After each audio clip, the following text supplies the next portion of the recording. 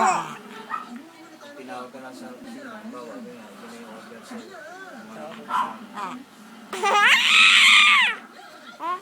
Minsan, nakakapag-deploy ako ng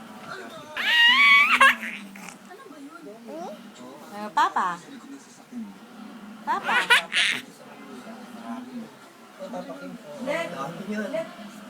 Sige lang. Akala ko nakaano kayo sa sasakyan. Sabi ko, bilis na Teka rin kayo? Commute? Oo.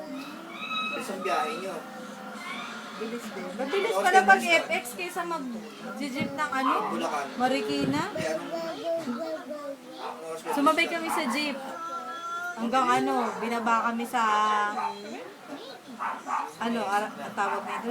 Hindi, sa may Aurora. Sasakay kaming Cubao. Tawag siya nila kalala.